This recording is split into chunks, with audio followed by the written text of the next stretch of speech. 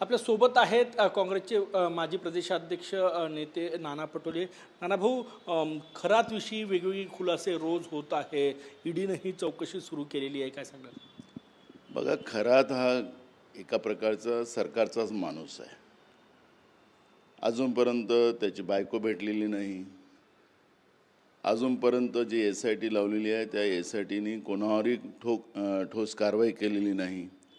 सरकार या पद्धतीचं वातावरण करून आम्ही चौकशी करतो आहे आणि शेवटी काय होणार आहे त्याचा या सरकारच्या आणि SIT जी आहे त्या SITच्या कामकाजावरून लक्षात येतं आहे की हा जो पापी आहे आणि त्याच्यासोबत असलेले IAS असतील, IPS असतील, राजकारणी लोक असतील, या सगळ्यांना वाचवण्याचा एक प्रयत्न महाराष्ट्रात सुरू झालेला आहे. रोज आपल्याला नवीन नवीन गोष्टी येतात आहेत बाहेर, पण CDR कसा पोचतो प्रवक्त्यांपाशी, सरकारचे जे काही प्रवक्ते आहेत त्यांच्यासोबत कसा पोचतो, आणि ह्या सगळ्या गोष्टी ज्या आहेत त्या गोष्टी पॉलिटिकली आहेत आणि सरकार हे राजकारण करते आहे. नाशिकसारख्या पवित्र स्थळी या पद्धतीच्या घटना झाली, सरकारने अजूनपर्यंत ठोस कारवाई का केली नाही हा प्रश्न आता लोकांच्या मनामध्ये निर्माण झालेला आहे. सूत्रांची माहिती आहे की SITकडे एक तक्रार आली बीडवरनं आणि त्यामध्ये म्हटलेलं आहे की रुपाली चाकण यांच्याकडून सुनेत्रा पवार यांच्या जीवाला धोका आहे असं त्या तक्रारीत म्हटलं, अशी माहिती आहे. बघा, कोण कोण त्याच्यामध्ये आहे म्हणूनच आमचा मुद्दा तोच आहे की कोण याच्यामध्ये दोषी असतील त्याच्यावर सरकार काय कारवाई करत नाही. काय हे सगळे लोक मोकळे फिरतात आहेत, कोणाचा पैसा विदेशात पोहोचवला गेलेला होता, कोण राजकारणी त्याच्यात होते, कोण IAS IPS लोक अधिकारी होते, कोण प्रशासकीय व्यवस्थेतले अधिकारी होते, या सगळ्याच्याबद्दलची ठोस कारवाई होत नाही आणि म्हणून या पद्धतीच्या या ठिकाणी लोकांमध्ये जे संशय असतात त्या संशय व्यक्त करतात. ऑपरेशन टायगरची जोरात चर्चा सुरू झालेली आहे.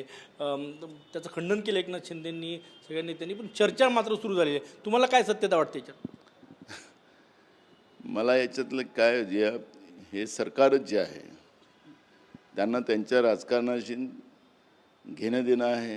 महाराष्ट्राच्या जनतेचं काही घेणं देणं नाही आहे. महाराष्ट्राची जनता वाऱ्यावर आहे. ना गॅस मिळत नाही, लोकांना तरुणांना बेरोजगार करून ठेवलेलं आहे. शेतकऱ्यांची तर अवस्थाच खराब आहे. सरकारजवळ शेतकरी हा आहे की नाही, तो विचार आहे की नाही, की शेवटचाच टप्पा राहिलेला आहे. अशा पद्धतीची परिस्थिती आहे. ग्रामीण भागात साधे रस्ते नाही, ठेकेदाराला द्यायला पैसे नाहीत.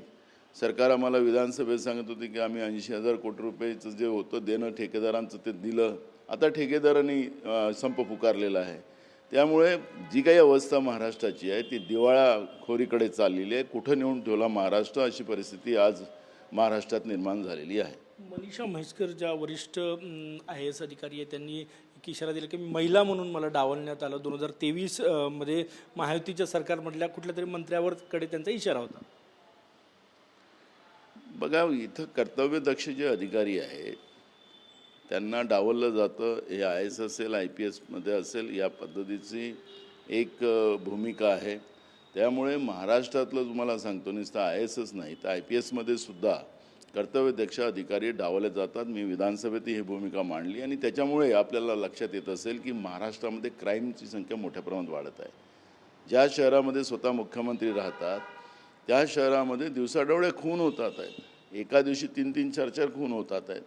लोकांना भीतीच राहिली नाही. त्याचं कारणच असं आहे की यांची चपरासीगिरी करणारी जी काही अधिकारी असतील त्याच अधिकाऱ्यांना मुख्य पदावर बसवले जातात आणि कर्तव्यदक्ष अधिकारी जे कायद्याचं पालन करू शकतात त्या अधिकाऱ्यांना डावलतात. आणि म्हणून मनीषा म्हैसकरनी जे काही मुद्दा उपस्थित केला हा प्रशासकीय व्यवस्थेतल्या अधिकाऱ्याची खतखत आहे, ती मनीषा म्हैसकरनी बोलून दाखवलेली आहे. ऑपरेशन टायगरमध्ये काही काँग्रेसच्या खासदारांशी संपर्कात नाही साधला ना विदर्भातल्या? काँग्रेसचा कुठलाही खासदार यांच्या तावडीत जाणार नाही आणि या सरकारचा शेवट आहे. दिल्लीतलं सरकार असेल की राज्यातलं सरकार असेल, हे यांचं शेवट आहे. जुमलेबाजी आता लोकांना या सरकारची कळलेली आहे. देशाच्या प्रधानमंत्र्याची जुमलेबाजी लोकांना कळलेली आहे. त्याच्यामुळे हे सरकारच राहणार नाही. त्यामुळे काँग्रेसचा कुठलाही खासदार यांच्या तावडीत जाणार नाही. शेवटचा प्रश्न, सुनेत्रा पवार यांच्या प्रचार सभेच्या पोस्टरवर शरद पवार यांचा फोटो आहे. असेल ना, त्यांचा तर पारिवारिक आहे. मी अनेकदा सांगितलं की अजित पवार आणि शरद पवार हे काही वेगळे नाही आहेत, हे एकत्रितच आहेत, कौटुंबिक आहेत आणि त्याच्यामुळे सुनेच्या प्रचाराला ते जातीलच. राजकारणात ते एकत्रच आहे असं वाटतं. मी काल पण बोलत होतो, जेव्हा प्रदेशाध्यक्ष होतो त्यावेळेसही, जेव्हा हे राष्ट्रवादीचं विभाजन झालं त्यावेळेसही बोलत होतो, आताही बोलतो आणि ते सत्य आहे. का वाटतं तुम्हाला विभाजन झाल्यानंतरही दोन्ही राष्ट्रवादी एकच आहे म्हणून?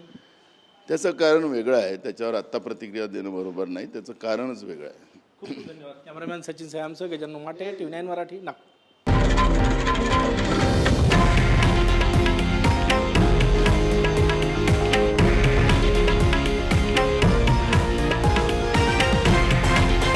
हे आहे देशातील नंबर 1 न्यूज नेटवर्क आणि आपण पाहत आहात TV9 मराठी, एकमेव.